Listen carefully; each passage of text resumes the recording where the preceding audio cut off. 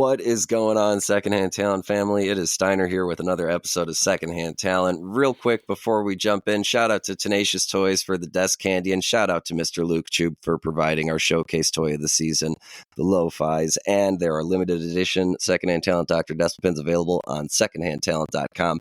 Now we need to get right into it. This week's guest is Tory Smith, the co-founder and CMO of Black Box Prompter. Tory, welcome to the show. Hey, thanks for having me, Steiner. Well, it is a real pleasure to have you on. This is it's a real pleasure to have you on. This is going to be a real treat because I know what the Black Box Prompter is. Our audience doesn't. By the time this episode ends, they will know. And folks, you can use the code Secondhand Talent to get 10% off your entire purchase at blackboxprompter.com. All of that information is going to be in the description. But in the meantime, Tory, before we get into what exactly the Black Box Prompter is and how it came about, I got to ask, when I first reached out to you, that I had a show called Secondhand Talent, we made contact, and I gave you that title, Secondhand Talent. What did you think the first time you heard that term? Oh, man. You know, the word secondhand, you don't hear it too often, but when you do, I think of used goods, right? A secondhand store, right? So you got your new stuff, then you have your secondhand stuff. I've got a teenage daughter. She loves to go thrifting, going to the Goodwill bins and checking it out. She's getting secondhand stuff. A lot of value for not a whole lot of money. And so that when I hear secondhand, that's what comes to mind. And no shame by using secondhand goods. Man, I grew up when Dad was without a job. I mean, I had hand-me-downs. My parents were shopping garage sales, so there was no shame in the secondhand goods. But that was initially what came to mind. Right on. Yeah, it's definitely not the first time. That's kind of been a recurring motif throughout the history of the show, is that it is something that is passed down or something that is found, and not something that was there initially. And, as our listeners know, and as you know on the show, we interview the villagers in the village it takes to make music happen, live and otherwise. Everybody else pretty much that's not on stage, and, sometimes people who are. But what you've created with the Black Box is something that is not just unique, it's quintessentially what this show is about. Using technology to further aid and develop the flow of live music.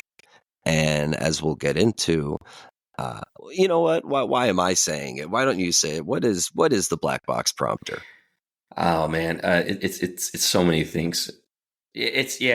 But the pitch I normally give is it's really the world's first smart lyrics prompter or teleprompter. It doesn't necessarily have to be lyrics.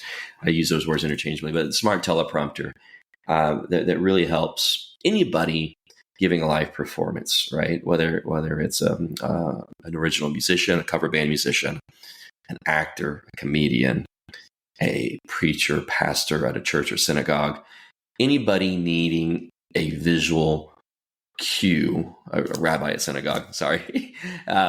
Anybody needing a visual cue for words. It's really a way to have something on the floor, out of the face, right? Where the folks in the audience have no idea that you're using any kind of tool to get your visual cue. Right, it blends in with the floor. It looks like a speaker wedge or monitor, right? Because and we'll get into the specifics, But it's another visual aid, right? And it's built in such a way where you don't have to have a prompter technician or a sound technician on the sidelines or side of the stage or wherever you are to turn the pages for you. You certainly can. We're gonna have a version where we can control it remotely.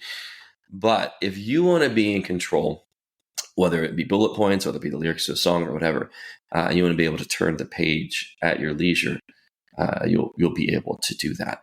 But when I say it's a smart teleprompter and being the first smart teleprompter, what does that really mean? Okay, well, I'll give you a little bit of context, right? There are teleprompters have been around for decades and decades of all kinds, shapes and sizes. And more recently, in the past 10, 15 years, especially in the music scene, these lyrics prompters have started to come into the market. And we did some research on what exactly are these, what's the magic behind these prompters? What do they really do?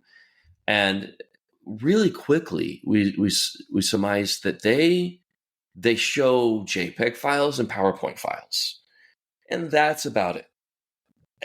So you're taking a computer, it might have a Windows computer inside with another monitor and an HDMI and some sort of page turning device and scrolling device like a mouse or a keyboard would in the shape of a pedal, and be able to flip those pages and show. And that's how it's been for the past 15 years. And there's certainly nothing wrong with that. It's very, very simple. But what we decided to do was push the envelope and take it many, many steps further than that. Okay. So yes, you can show your PowerPoints, you can show Word documents, Notepad files, PDF, whatever. Yeah, yes, we can show all of that. We can pull up an internet browser, you can do all of that. But we take it many steps further. For example, I won't get into all I won't what do we call feature preach? I won't feature preach. But I will give just a couple of examples since you asked. We'll get into the features. We'll get into the features. Yeah. Okay, for sure. But I'll just give you a couple sneak previews, a couple teasers. One of the first things we launched with was something we saw in the market was, at least in the cover band scene, is the need to transpose your chords on the fly. Now, for us non-musicians, what does that mean? Well, your songs are always going to be in a certain key, okay? And your singer might be like, oh, that's too high. Can you bring it down? Or your female singer would be like, that's too low. Can you bring it up? And the acoustic guitar Guilty player of the former. Yeah. is like, hey, I'm using a capo and anyway. So you'll be able to take your chord charts. There can be alterations that happen in the music on the fly, and everybody needs to be able to shift their music accordingly and know have the right hand know what the left hand is doing, so to speak. Correct. Yes. And so we support auto transcription or transcribing. So if it's in a certain key, you can go in and say, hey, it's in the key of B, but I really want it to be in the key of A. So I confirm it's in B. What do you want to switch it to? Oh, I want to go down 2 semitones or a whole step down into A, and bloop, bloop, and within like 2 or 3 stomps of the pedal, it transposes all the chords on the fly, because we have built logic into the software. By the way, the software, not to reference Zoolander, but the software is inside the box, right? Are you saying the files are inside the box? The files are inside the computer. They're inside and the computer is in this case inside the box. The computer, yes. So the short of it is, you don't have to go out and buy software. It's preloaded. I mean, I'll geek out for a second. So no, it's not a Windows computer. It's not a Mac inside. Okay, this is using a tried and true platform. It's a Raspberry Pi motherboard, a little bit bigger than a credit card. Mm-hmm. Okay, I used to teach STEM courses, and you're familiar. Yes, and so I've been around many years. For our users, or for our listeners and viewers who aren't familiar, take a look at it. Raspberry Pi, PI, like the number / letter. It's basically a mini computer board that you can build other greater things off of. Correct. Yes, and I think the operating system is typically going to be Unix or Linux based. Linux. Anyway, I'm getting into the weeds here. I've only ever worked with Linux based ones, but yes, Unix, Linux it spawned from Unix anyway. But you're right. It's Linux. It's using Linux Wayland. Blah blah blah. And if my business partner, he's the highly ranked software engineer that could really geek out. But we'll save that conversation for another day. But the short of it is, it's got tech built into it, right? It's got some really cool tech. It's got a feature called Sing Along that brand new. We just launched this at NAMM a couple months ago, and NAMM is the big music convention in Anaheim every year. And this what's cool is your audience can scan a QR code, right? That's unique to your box. You can scan it, and it's not to download an app. It's actually to pull up a web server that serves out the lyrics to the song, so that as you see them on the prompter, your audience can actually see the words in real time on their phone and sing along. So if a band wanted to do, like, if they're filming a concert and they want to do a sing-along moment and they want to make sure that everyone in the crowd has access to the lyrics if they don't know the words, this is a quick and easy way Correct. to make sure that everybody in the room or arena or stadium or whatever it may be can immediately access those lyrics. And that could Exactly. make that's a great way to facilitate some magical moments. That's really cool. Yeah, Is that and you that's said brand that's new. In a fact, we have been pushing this out in the wild. I've had a couple. I'm a cover band musician myself, and I business partner came out for the last couple gigs, and we saw it in action, and it was just so cool to witness. Them kind of pulling up the lyrics and looking. Now the downside is everyone's staring at their phone, right? They're not necessarily staring at the performer, but it's not a bad thing necessarily, because a lot of us are staring at our phones anyway. I mean, it's 2025, right? We're well, staring at our phones anyway. So it's for moments, not for the whole show. correct, You know what I mean? exactly. It's Yeah, kind of the type of thing where the singer could be like, "Hey, remember that QR code you scanned on the way in? Well, now it's time to pull up that web page. Like, we're gonna do some things." yep. So yeah, it's one of those things. But that, man, you talk about increasing interaction and engagement. And like I said, it doesn't have to be. It could be a concert. It could be. You mentioned doing, parodies. As a comedian, to just have that extra sensory thing happening in the moment, and to Yeah, capture that. I can imagine with, I think about Weird Al, of course, but I like to imagine it with some of the parodies I've written, to Mhm. be able to have a whole crowd sing the wrong words with me, so to speak, is kind of fantastic. Yeah, exactly. So, and what's really cool too is, kind of like studying for a big test. When you hear it and you see it, the old index card method, it's very similar, right? You have multiple senses working. And so let's say you're an original artist with new material and you want your fan base to latch on and more or less commit to memory your new lyrics. Again, it's yet another way to have that burned into their brains, to where it locks into their long term. So that's a new feature I have yet to see anywhere else. And again, the and your listeners, I think, will appreciate this. Being those guys that really make the production happen in a very professional manner, that are behind the scenes, right? Getting back to your definition of secondhand, because that's you educated me on really what this is really all about.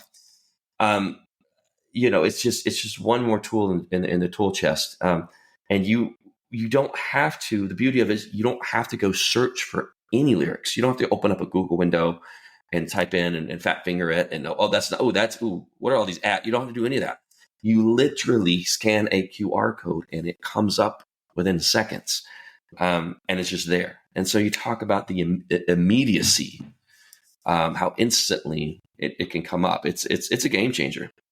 Yeah, I'd been meaning to ask you kind of, how that was facilitated and operated, and that, I mean, that's incredible. Now, my question is it able? Can you, like, incorporate that on the fly, like, to be like, hey, it's going to be for this song, or is that something you would set up pre-show? It's right Just now. for Yeah, me to right nerd now out a little bit. it's yeah. No, that's no. I love that, the fact you're asking these kinds of questions. Right now, it's preloaded. Right, you have a preloaded set list. Right, you have the songs in a specific order, Mm. and Okay, so you yeah. could give access to the set list and not necessarily Well, one what it is song. is it's a sync. You're synchronized. So the box, you as the performer on stage, the songs that you're pulling up in the order that your set list shows them, right? Whatever song you're pulling up, whatever page, if you're on page 2, guess what? It's going to refresh and it's going to show page 2 No, I take that back. It doesn't do that. No, you still have to scroll. It actually dumps the entire song. I'm sorry. I'm getting ahead of myself. But the point is, whatever song you're pulling up is going to be the song that they see on their phone. Now, if you were to skip a song and they try to go to next song, That was then exactly what I was could gonna be on my next question. yeah, it could be out of sync. But the beauty is there's a button that'll say next song, and they can easily hit next song and see. Oh wait, I was on the old song. I'm going to go to the next song. And there's even one. I think we saw the previous song. I'll have to go back, but because it's a brand new feature, we're still tweaking it.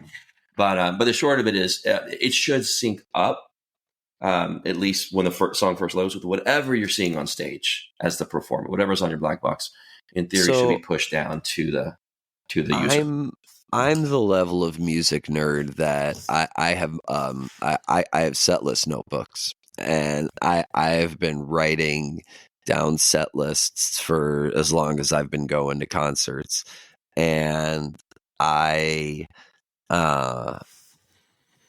it is so cool to me, the concept of being able to take a screenshot of a band provided set list of what's going to be played. That, and like, I just love that idea as a digital memento as a fan, to be, for anybody who's using that, to be like, this is what was happening, like when, and if you take a video of like what's going on, and be like, this was this moment in this show and this song, and to be able to have that on your phone as well, because I'm that guy when I'm seeing a band that I like, at the time of this airing, it'll be right around the corner when I'm going to see God Street Wine for the first time in 7 or 8 years, and I'm incredibly excited about that. And it's just really cool to think of the possibilities that could be at a show like that, which is a show where like their music has, goes going back 30 plus years now. They have such a huge canon. I'm the guy who would want to run up to the front and get a copy of that set list. Hey, this is Steiner. We'll be right back. When every volunteer is a lifeline and every voice makes a difference, that's Texas Together. Each episode, we spotlight the people, stories, and missions that unite the Lone Star State. From nonprofits making an impact in our communities to musicians, influencers, and everyday Texans with extraordinary stories. If you love Texas and the voices that shape it, this is your podcast. My name's Hondo, inviting you to listen to the Texas Together podcast, available on Buzzsprout and wherever you get your podcasts. Yeah. And that's exactly what I did at the 2018 show. I have the set. They played all my favorites. I have the set list to be able, if I'm sitting in the bleeds or if I'm in the back, if I don't have that proximity, I can still have that memento, which I nerd out about. And I love that. It's funny you mentioned that, even this is silly for me to say, but I run two, I'd say fairly at least locally popular. I'm in the Dallas, Texas area. I'm I manage two different cover bands. One's an 80s band, one's like a 90s country band. At any rate, sometimes we'll have a really, really good show and a new fan will walk up and be like, hey, can I have a copy of your set list? Because we'll have the paper set lists on the floor. And would you mind autographing them? And I was like, oh, that's, and we're just hacks, right? We're just cover band, but apparently they loved it so much. They themselves wanted some sort of memento or souvenir as a memory. I've got set lists. I'm not going to lie. There are definitely bands that cover bands or mostly tribute bands that I've seen. There was a Steely Dan tribute band that I saw, that I absolutely loved the show, and I got a set list because who knows if I'll ever get to see Steely Dan. There was there's another one I was thinking of, but Pink Talking Fish. They cover Pink Floyd, Talking Heads, and Fish, but I love having that set list, even though, they're not original songs to that band. That band plays them in an original way. Sure. So, and I also, on your note about cover bands, there's, to me, are you familiar with the artist Peter Gabriel? Oh yeah, we cover Sledgehammer in my '80s band. Okay, Yeah. so shout out Bodachita. They do an amazing cover of Sledgehammer. But I was listening the other day. String Cheese Incident does a phenomenal cover of Salisbury Hill, Hmm. and I am, and Munyon does as well. Shout out to my buddies in Munyon, and it was just absolutely what I love about the String Cheese version is that they add this bluegrassy element to it, Hmm. and both versions are so good, but the String Cheese one is just like a little different. And it's always been my opinion that a cover band, a cover song, if it's going to be good, it has to be played, not necessarily be better, but played better than the original studio version. Mhm. And in order to be a successful cover band, you have to bring a level of punch that's almost a step above or in a band that plays all originals, because you're relying on the strength of material that came before you and doing it right. Mhm. I mean, to be a band, that's why I believe Dark Star Orchestra has so much acclaim, is because, you know, to be a band that not just plays the Grateful Dead's music, but faithfully recreates shows note for note, that's a level of skill beyond most regular bands, I would say. Sure. A lot of nuance to it. You're absolutely right.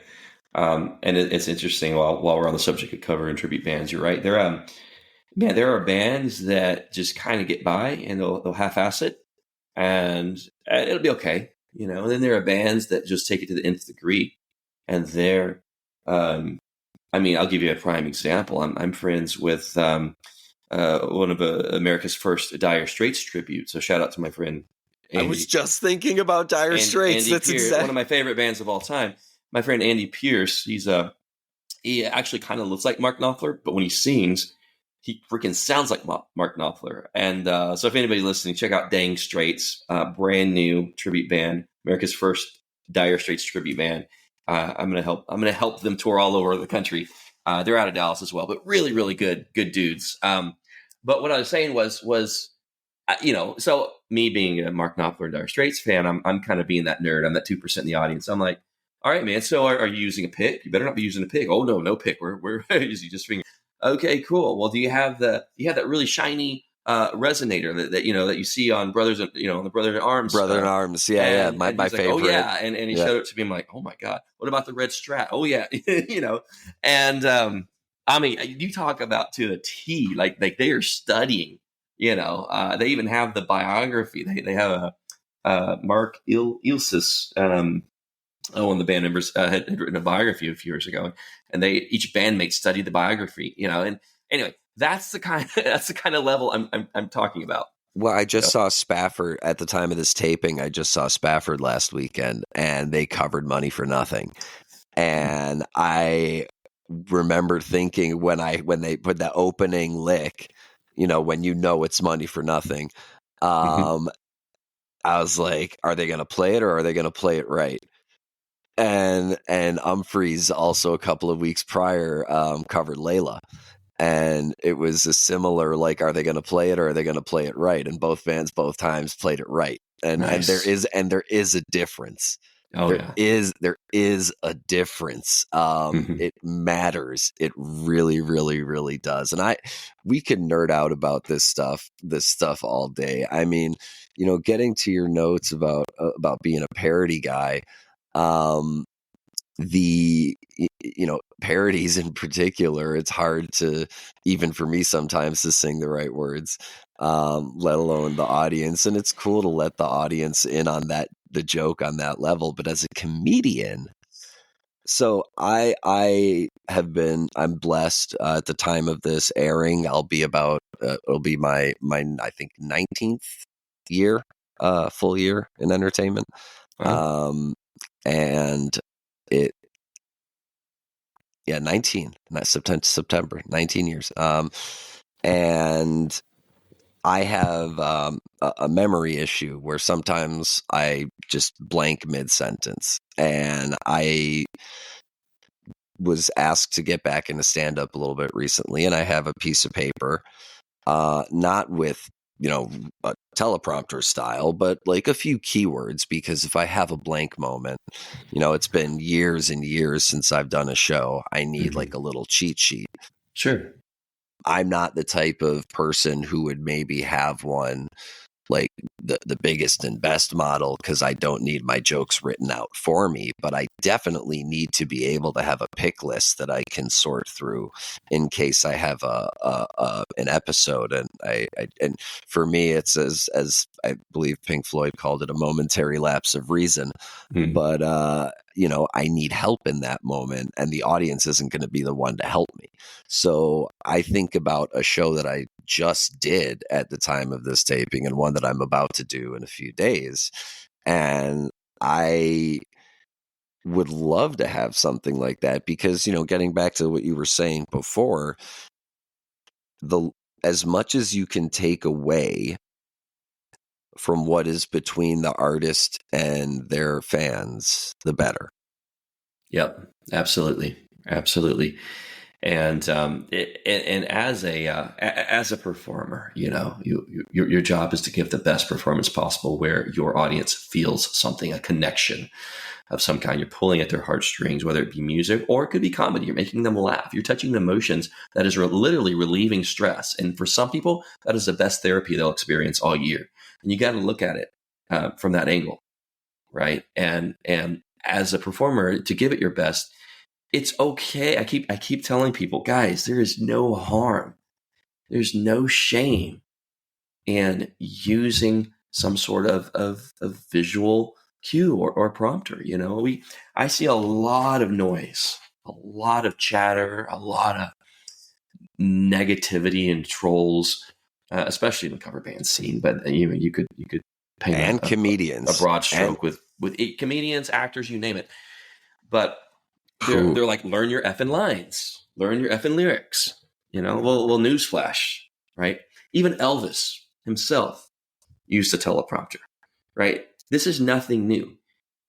Most of especially your older ones, but even some of your younger ones, the vast majority of your professionals filling out arenas. I mean, I've got, Steven Tyler's numerous times says he uses a prompter. I've seen James Hetfield of Metallica use, John Bon Jovi should be using a prompter because he messed up his lines the other day, and it was caught. There's a viral TikTok going around. Poor guy. It's definitely something. I mean, in the stand-up community, I've always felt using notes or using any sort of assistive devices is a cop out. I'm putting that in air quotes. And yeah, I fully disagree. I think that, first of all, if anybody can tell that you're reading from a teleprompter, you're just a bad performer. If that's what you're trying to avoid, you practice and you learn how to adapt. It's the technology isn't going to do the job for you. It'll never be the prompter telling the jokes. It's up to you to make what the prompter does come to life. Exactly. And however, well, first of all, I mean, in that sense, I think there should be some grace for performers, especially comedians, because, if you get into a rhythm and you're doing an hour-long set, and you might go on a tangent for 15 minutes and need to know where to come back to land. Correct. Yeah. And it's okay to have a little reminder, because it's a benefit not just to the performer, but to the audience as well, to then get a more cohesive show and not one that's a little more stuttering or stopped and started. It enhances the artist experience and the audience experience, in my opinion, or has the potential to. Yeah, absolutely. And I always tell people, especially in the live music scene, that, obviously do your homework. You need to know like 95 to 99% of it. And then you can rely on that, that 1, 2, 5%, as a visual cue from every now and then. But I always use the phrase don't ever be glued to a prompter or iPad or whatever. It's okay to glance, just don't be glued, because if you're glued to it, you obviously did not do your homework. Well, that's exactly. You got to know the assignment. You got to know the assignment inside and out. But if you need to lean on a crutch here and there, no big deal.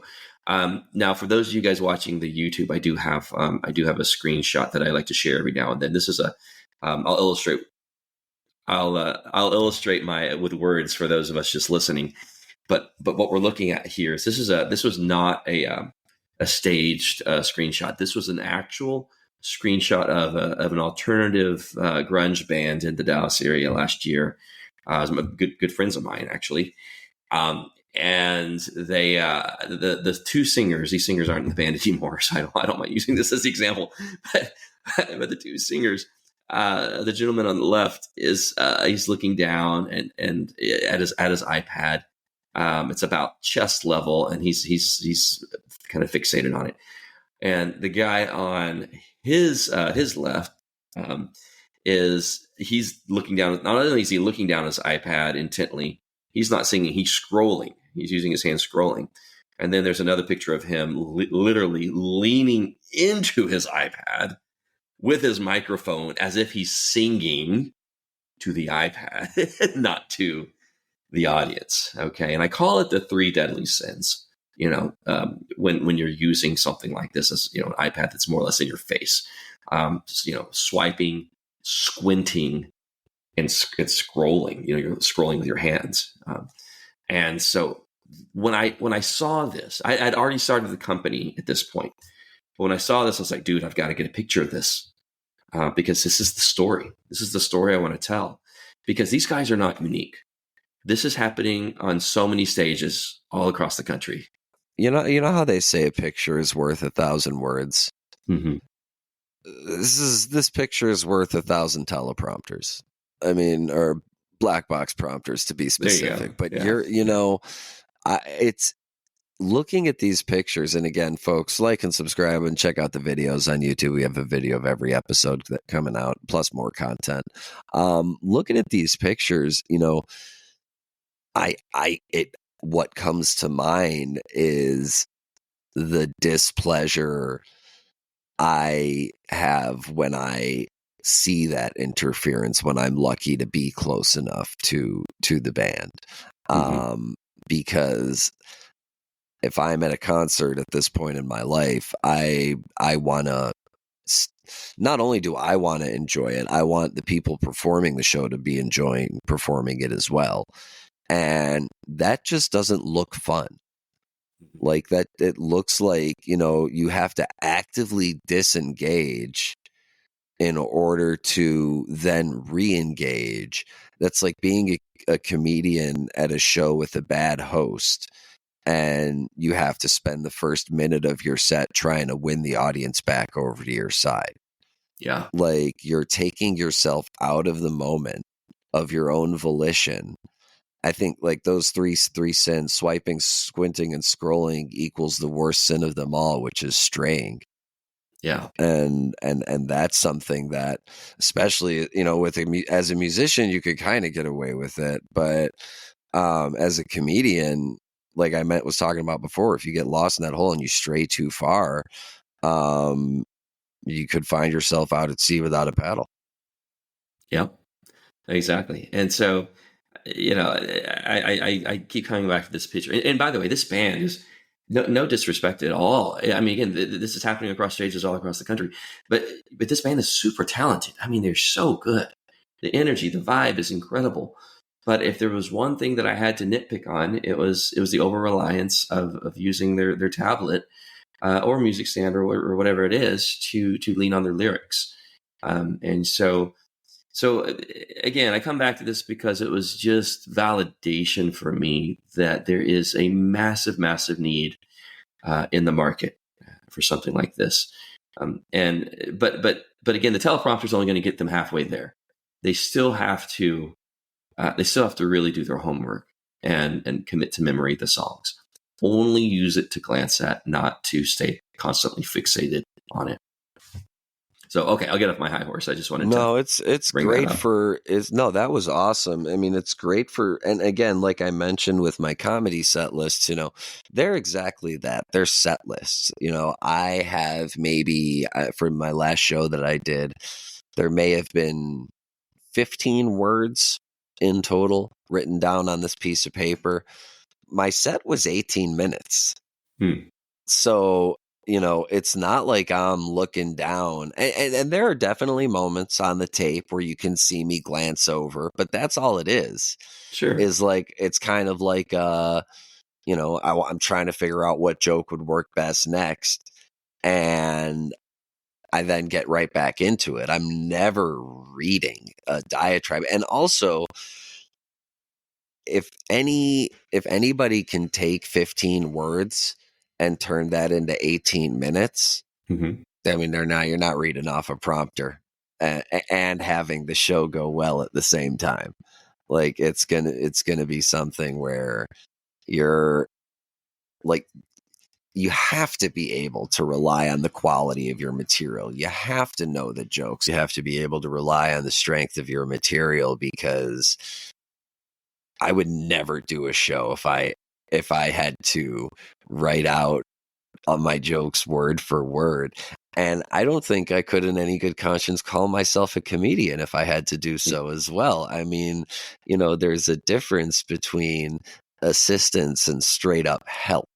There's a fine line between, and I think that what your device offers is a great deal of help, but there is onus, just as with any technology, on the user to utilize the technology properly. And Absolutely. Something else you mentioned a little bit earlier in the interview that I think is worth noting. Now, this prompter is pedal operated, I believe you mentioned. It is, yes. So, of course, it's not a touch screen, because that defeats the purpose. That would just be a bigger iPad, and we're not trying to compete with Apple. And so, but to navigate, right, to turn your pages, we have a 3-button pedal. Okay. This is the standard pedal. It's actually a couple pounds. It's fairly heavy. It's pretty heavy duty. This pedal's been around for many years, long before we were a thing. I think they used it for transcriptionists and whatnot. But you have basically the smaller one here on the left is to go back, like previous. This big one in the middle is like hitting the inner key. It's like select. And then this one is to go forward. Okay. Or to go next. And there's some things we can do where we can, double tap some stuff to get into, kind of the auto transcribe menu and different things. And then we also have a new pedal called the heavy metal pedal. Now that one, I'm gonna show let me just kind of quickly bring up. I'm gonna show a screenshot of that guy, because we just launched this last week, and we built these ourselves. This is unique, proprietary to Black Box Prompter, and it is a USB pedal. We are talking to a company called AirTurn, and they specialize in making Bluetooth pedals. So for those that don't want to be connected or tethered with a USB cable, we are going to be launching a Bluetooth pedal as well. Well, it's not our launch; it's a partnership with them. So an AirTurn pedal. But if you would like, if your listeners are like, you know what, I really like the form factor or the feel of like a guitar stomp box. Okay, we just launched what we call the heavy metal pedal. Let me see if I can quickly just bring that up on my screen here. And while you're looking for that, I will remind our listeners and viewers that the code Secondhand Talent will get you 10% off your entire purchase. So if this is something you're interested in, folks, there's a great way to get an even better price on it than there already is. Yeah, and so this is an upgrade. There's a bit more material, but we actually have a metal shop next door to us that we partnered with them to actually make this metal. But what you're looking at are 3 stomp switches, and then more recently, I love to show the elephant trying to stomp on it, just to show that this thing is likely. Again, this is a bit anecdotal because I haven't done any actual real studies with it, but this is likely the heaviest, dutiest. I'm making up words now, but it's super rugged. It's super rugged. It's the ruggediest. The ruggediest. So you're going, show to show or whatever. And so we're very, very proud of this pedal too. And this came out of really out of response for our customers. Our customers, like, man, one of our first guys. He's in several projects. He's actually one of our spokespeople. He's one of our early adopters too. And he's like, man, I love it, but the first pedal you gave me, it's real sensitive. He's like, I wear these boots, and I accidentally barely touch it, and it turns the page, and so I need something like a guitar pedal. And so we took exactly what he said, and that's why we came up with this heavy metal version. And so for those of you who don't have the luxury of seeing this, on video, think of just how a guitar stomp box works. It's a foot switch, right? A push down foot switch. And imagine 3 of those, just 1, 2, 3. Same application as the previous select and next, but in the form of stomp switches. And so that's all it is. And it's 14 gauge steel. Yeah. Does that one have the same multifunctionality as your original pedal as well? Correct. Yeah. Awesome. Yeah, exactly. Because at the end of the day, these are just keys like on a keyboard. Think of it as a 3-button mouse. So what was the reasoning for being pedal operated? Is it also just to keep in line with the site, and also what was that development like? Yeah, so the pedal, we needed a way to navigate so you're not squatting down to have to or use a keyboard. I would imagine that would be the number one issue. Yeah. And so really, if you could picture, I'll stop sharing here. If you could picture, your pedal, it's going to sit in front of your prompter. Okay, your audience has no idea. I mean, it's a subtle thing, right? It's like when somebody plays the piano. You don't really see when they're playing piano. You don't really see them. People forget there's 3 pedals on a piano. Mm-hmm. There's sustain and some other. People don't realize they're even stomping on those pedals, and so because it's hidden from the audience's viewpoint. One of my favorite pianists in the world, Holly Bowling, who I'll have seen at the time of this airing a few months ago, but a few months from now. One of the great joys I have watching her play, she plays a classic Baby Grand on the Road, and she's stomping away the entire. It's one of my favorite things about her show is that she plays the whole piano. Nice, love that. But yeah, and the trick, Steiner, was trying to get all the cool functionality navigation by using only 3 pedals or 3 buttons. Another thing I was going to bring up, it seems to the ear that would be really limiting. Yeah, it is. But at the same time, you've heard the power of 3s, right? There is something about the number 3. When you start adding more pedals, exponentially it creates more confusion, especially if you're in the moment of something. Okay, when you keep something this simple, it's very logical. Go back, go forward, selects in the middle, and people grasp and they learn it like this. You start adding a 4th or 5th button. What does that button do again? And yes, true, it gives you more functionality, but for the masses, it can create more confusion. But that being said, we do include with every purchase, we include a wireless keyboard and a mouse. Because you have the ability to edit your song set lists, notes, whatever it is you're using your visual cue for. You're able to make those edits directly on the box. Remember, there's a computer inside. You don't have to go back and forth between your MacBook, your laptop, with a thumb drive. I mean, you could. I mean, it supports thumb drive. You can, but if you don't, why use a thumb drive if you don't have to? If you can make those edits directly in the box, go for it. And so we built it. So we always say, hey, use the keyboard and mouse to do your prep work, to prepare. Put your set list in order, or make tweaks to your lyrics or whatever your script is. But yeah, don't you wouldn't use a keyboard and mouse typically in a real world environment. That just wouldn't look good. Now that being said, there is some other functionality. I touched on this earlier.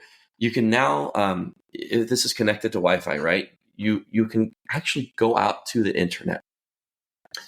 And why would I want to go out to the internet? Well, maybe you need to pull down a song that's not already preloaded on your box.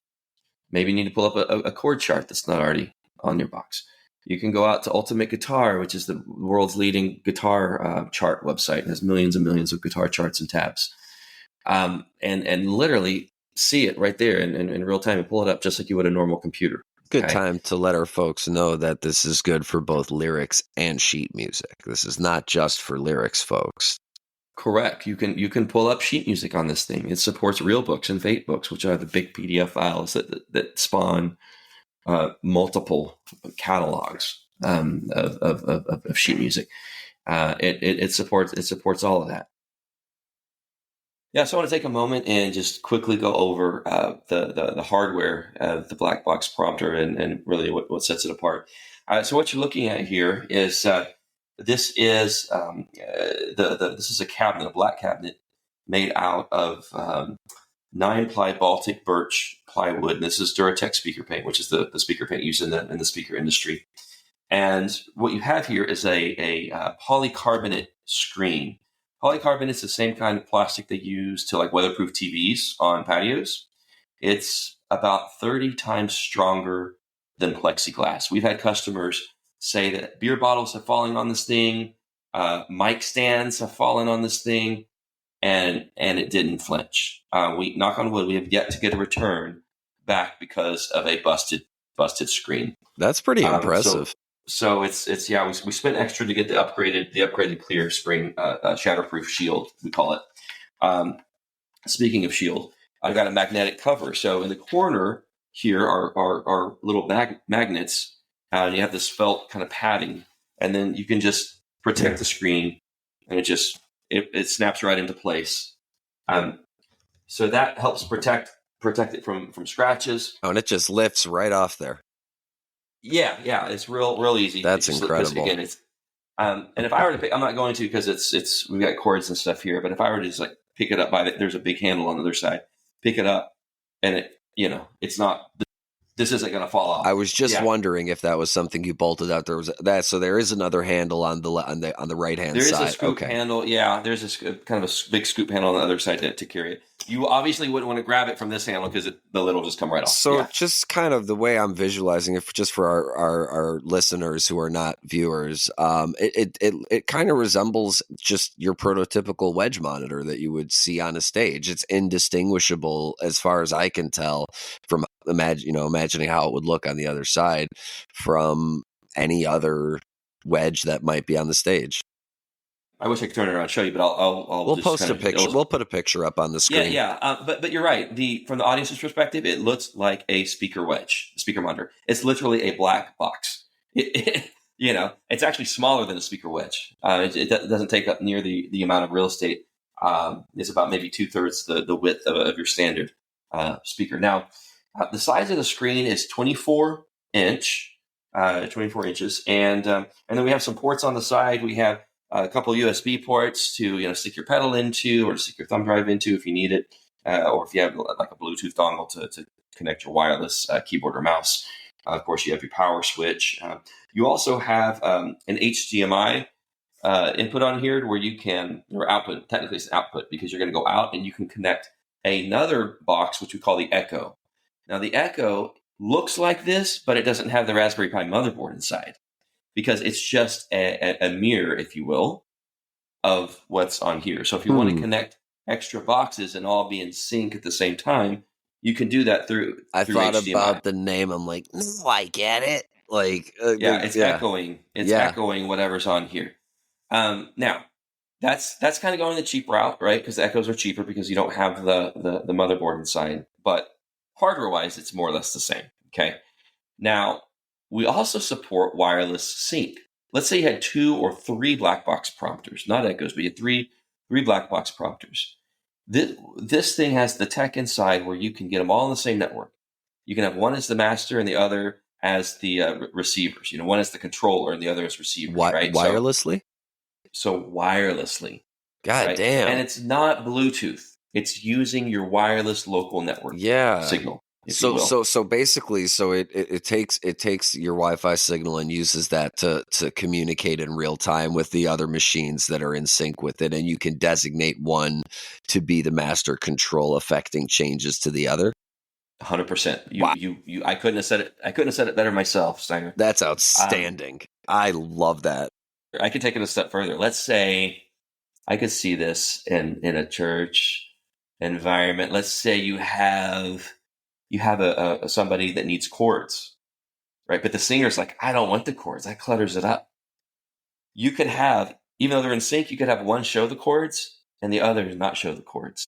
So they're still individually controlled, even though they're synced up. Well, no, that not exactly. Let me put it this way: they're going to be synced up. So if I turn the page on this one, it's going to turn the page for everybody. Okay, and we all have to have them on the same font size, obviously, because if they're on the same font size, you're going to have, it'll all get discombobulated. But in terms of chords, we do have kind of a special feature where it recognizes when there's a chord, right? There's logic in there that recognizes when there's a chord and when there's not. And so we can strip out the chords and hide the chords if we need to. And again, obviously this is all text-based stuff I'm talking about. I'm not talking about sheet music. Sheet music, it's going to be an image file or a PDF file. Okay, but getting back to the hardware, sorry, I geeked out on some of the features again. That's all right. Hey, man, we're here for it. But you see this little guy? This is your 1/8 inch or 3 millimeter headphone jack. So you can add a speaker to this. So why would I want to add a speaker? Well, maybe you want to just do instant karaoke. Maybe you want to pull up YouTube. What? YouTube has a lot of karaoke songs. You can literally pull up karaoke on YouTube or go out to a website that has, I'm sure there's websites that do karaoke. And then boom. So it also has practical personal functionality.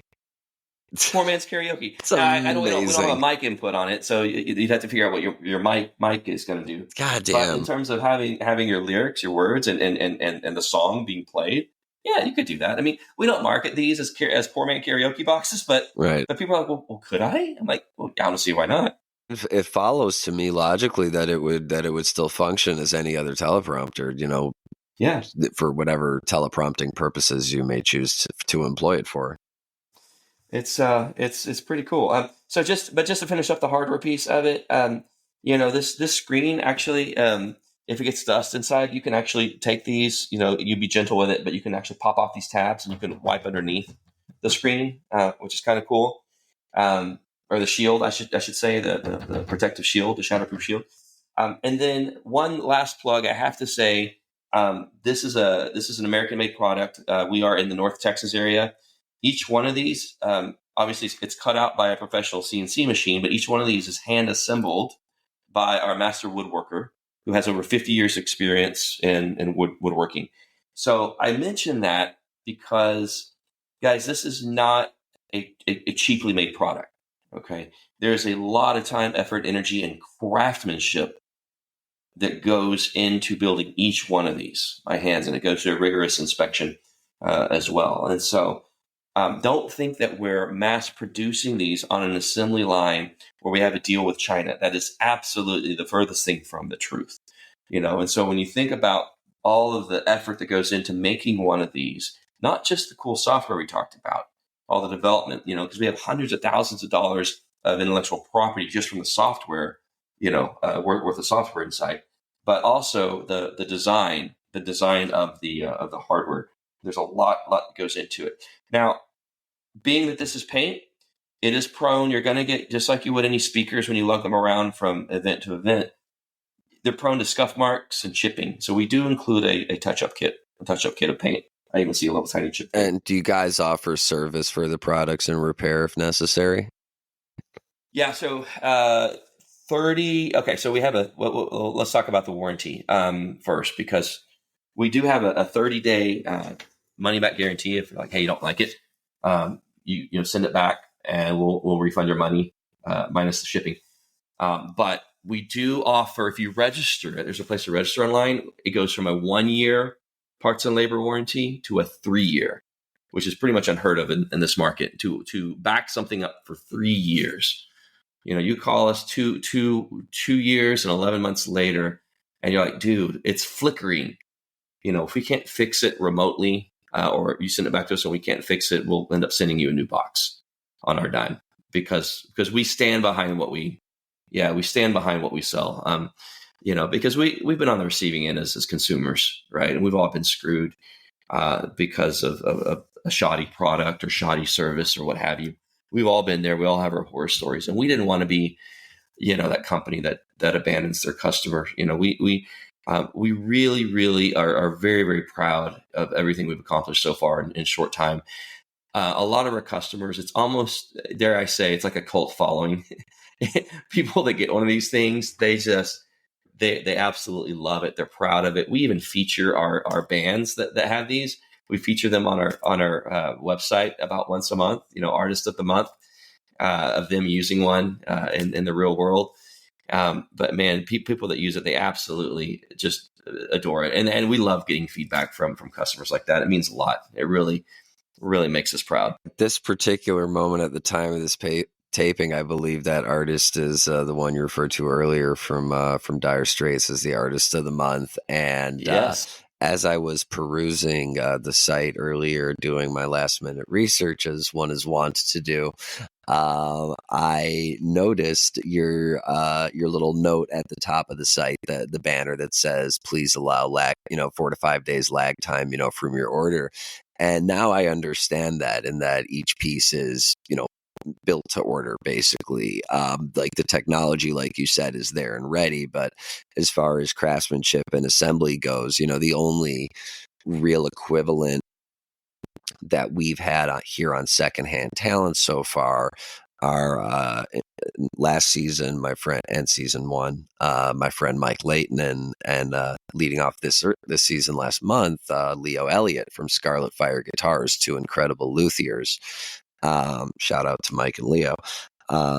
Making those pieces, I mean, that's months of craftsmanship, of sanding down wood, of choices, of making all of the different pieces, crafting it out of whole cloth or whole tree in this case.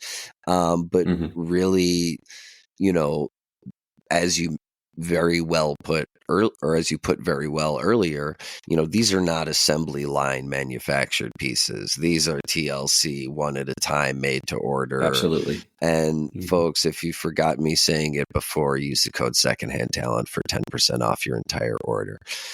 So talk to me just a little bit about what it's like seeing this device in use as a creator. Oh, wow. So, man, first of all, I'm going to before I answer that question, I do want to step back and just talk about how, I've been an entrepreneur for many years in different businesses. I've worked for the man, but this is my first attempt to do something really, to sell a product in the music industry. Okay. And I've been in the music industry because I've been doing the cover band thing, and I manage these bands, and I talk to promoters and AV people and blah, blah, blah. But this is my first really attempt to manufacture a product and sell it to the music industry. And so when we went to NAMM in California a couple of months ago, and seeing people's reaction to something like this, and they immediately grasped it. They're like, "Wow, that is really cool!" Like, they got it immediately, and the feedback that we got is like, "Man, it's about time." Where has this been? And that was validation for me. It really meant a lot to see them react that way. But going back to your question, what's it like to see it in the real world? Man, I mean, I was at that show, the Dire Straits tribute. I was at their very, very first debut, and Andy, Mark Knopfler, was using my prompter, and or the black box prompter. Wasn't mine. He bought it. He was using it at his debut, and I didn't even realize he was using it until like at the very end of the show. Why? Because he did such a good job, because he did his homework, right? But I would walk close to the stage. I'm like, oh yeah, he brought it and he's using it. And his bass player got an echo, a few weeks after that, because his bass player wanted to cheat as well. No. But it was really cool to see that, and then to see people all over the country text me directly and be like, "Hey man, I just had a gig Friday night, and they love the prompter. Let me send you a video." Because that's the kind of relationship we have with our customers. Guys, we're not some ivory tower, pompous, arrogant. I mean, we're everyday people just like yourselves, and trying to find a gap in the market and trying to give a tool to performers of all kinds to make their jobs easier and to deliver an even better performance than they did from their past gig. And one note I'd just like to touch on before we wrap up here. First of all, this has been just a wonderful time. I'm sure we could talk for hours more about this, but I do want to finish off by touching on one of the things you mentioned in the beginning of this interview, which is that about our favorite aging musicians and the boon that this offers to them. And I in college, my minor was gerontology. It's the study of age. For folks who don't know, I was the first person at my university to bridge gerontology and communication.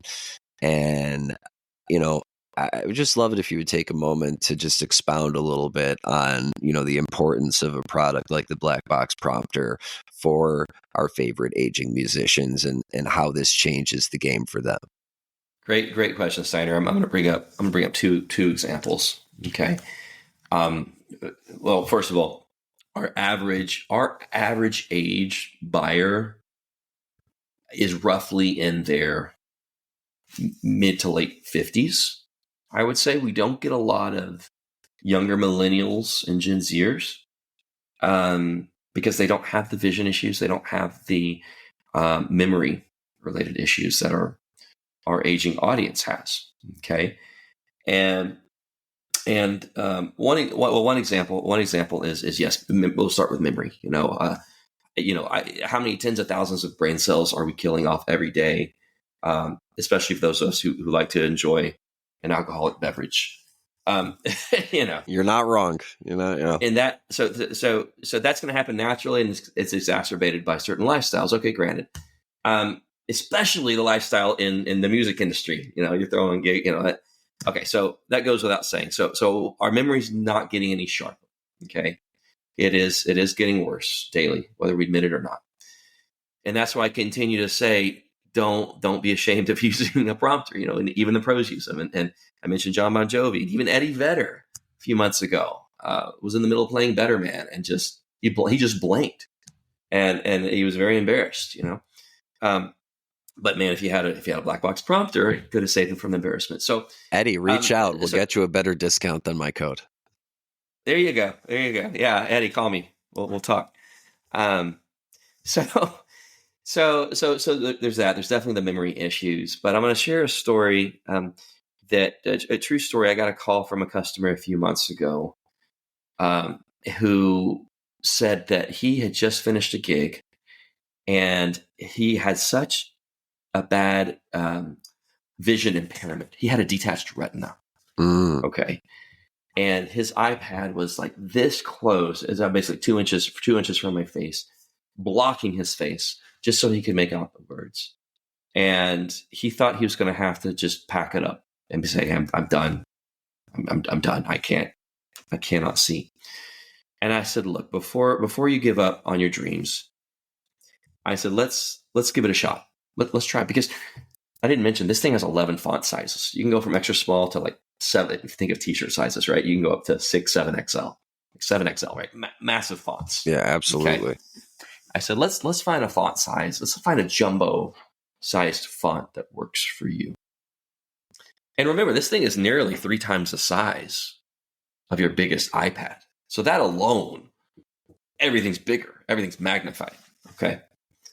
But now we increase the font size, it's magnifying even more. Okay. So yes, anybody listening who has a visual impairment or knows somebody that performs with that impediment of their vision not being as good as it used to be in their younger days, this is a game changer. So back to the guy. So I told the guy, I said, let's give it a shot. And remember, we have the 30-day guarantee. If it doesn't work out, send it back. No problem. No harm, no foul. And so, let him try it out for a week or so. Caught up with him on the phone. I said, hey, what do you think? He said, oh my gosh, I don't have to give up gigging. I can keep doing what I've been doing. You are a lifesaver. And wow. It's stories like that keep me going. That's really special. That's real special. And I thought, man, I need to get a hold of the associations that help visually impaired folks. I'm sure there's a number of them out there. So because we have something for them. Oh, another story. This isn't so much on the aging side, but in terms of disability side. Real quick on When I that. was at I was just going to say Yeah, go real ahead. quick on that note. RP, retinitis pigmentosa, runs in our family. It's a degenerative eye condition. And for as long as I can remember, my grandparents have been donating to causes to look for a cure for that, Wow. specifically. And it is because of their philanthropy that when I was very young, I was exposed to places like Second City, before I even started doing stand-up. And, that charity opened my eyes to that, I think is a really beautiful thing. But I also, I've been wearing glasses myself since third grade. I keenly understand, those issues and experienced it when I did my most recent show. And yeah, it does make a massive difference. And just real quick before you touch on this next story about the disability side, not all disabilities are visual, or visible. And sometimes people have things going on where they need, a little aid, and that's not to knock or shame anyone. Sometimes people just need some help. It's not about, Sure. a cop out or anything like that. Even maybe jokingly, we might rib at it as such. It's a perfectly appropriate way to meet the rising tide of whatever issues you're facing. Yeah, you're exactly right. Yeah. The other visual example or vision example I was going to give was I had a gentleman approach me at my booth when I was at NAMM, and we're talking about the font sizes. He's like, "That's great." He goes, "I'm colorblind, so reds and greens look nearly identical. Would you be able to, color code it in such a way, the chords could be in one color that aren't right?" Yeah, and so we're going to be building basically a colorblind mode. Wow. To help those, because it does support colors, of course, but wouldn't it be nice to have just a switch that says, boom, colorblind mode, and then it's going to avoid reds and greens. It's going to use whatever the alternating color is, so they can distinguish the difference between the two. So that again, we listen to our customers, and we can't take every single suggestion, but any that we really feel strongly about that we think makes sense, we will absolutely pursue it. One more disability example, and then we can move on. I was perusing. I'm on the shout out to my buddy Steve. He runs the world's largest cover band Facebook group. He has nearly 1 million followers. Wow. Didn't know there were that many cover band nerds around the world, but there are. And he has a group that has, I don't know, 130,000 active members. I mean, it's a very, very active. Holy. He gigs on Bourbon Street every weekend. I've been there a few times. He's a great guy. Well, yesterday on his Cover Band Central on his Facebook group, there was a gentleman. And the question about iPads in the face come up all the time. But there's this one, and this one really pulled at my heartstrings, Steiner. This guy was sick and tired of hearing people dogging the use of an iPad or in this case a prompter, because this gentleman had a brain injury when he was fighting in the Iraqi war. And so his disability, he says he doesn't have much of a short-term memory, but he's a hell of a performer and wants to keep performing. So he was really, I don't want to say he felt ashamed, but he was sick and tired of hearing all the negativity around the iPad. And I'm guilty, obviously. You heard me earlier talking about the negativity of an iPad. And again, it's to me, it's the look of having that thing blocking the view of the audience. But I quickly came to my senses. I said, dude, I said, you know what? Again, no shame in having a prompter, especially in your case, right? But if you don't want to have it chest level, face level, you want to get it out of that area, get it onto the floor and still be able to use it as a visual cue. You certainly can. There's a solution for you. So anyway, it just goes back to say that any of us that are struggling with vision issues, memory issues, this could be a really nice tool to add to your arsenal, to where you don't look like you're over relying on a crutch to where it takes away from your performance. You can have it out of the face onto the floor. looks like a speaker. I know we've already covered that, but it's just, again, it makes it easier so you can deliver that performance with full confidence. Well, that's really powerful, man. Thank you for sharing those stories. It really, it is wild to hear, and it's exactly like I was saying before. Not all disabilities are visible, and it's something that my mother used to say often when we were growing up. I'm not a mind reader, and I've taken that axiom with me. We never know what kind of day someone else is having, so. And in that same way, we never know what sort of things the other person might be dealing with. So it's always best to accept those situations with grace and meet it with a smile on your face. Yep. Love it. Well said. Well said. Well, Tory, I think what you guys are doing over there at Black Box is pretty damn incredible. And I'm really grateful that we had the opportunity to talk about a lot of this, to hear more about the product, about you, about some of the motivations for doing this, about the feedback you've been hearing from your customers, the practical applications. I've learned a lot. And I really hope that our viewers and listeners have learned something as well. And just a reminder, use code Secondhand Talent for 10% off your whole purchase at blackboxprompter.com. Tory, thank you so much for being on the show. Hey, Steiner, thank you, man. I appreciate everything you're doing, and man, keep on with your mission, man. It's a great service what you're doing.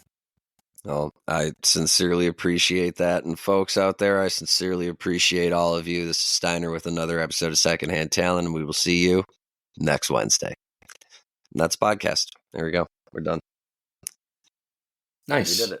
Yeah, we did it. Yeah, we got into quite a bit. So, man, that was wonderful. Are you kidding me?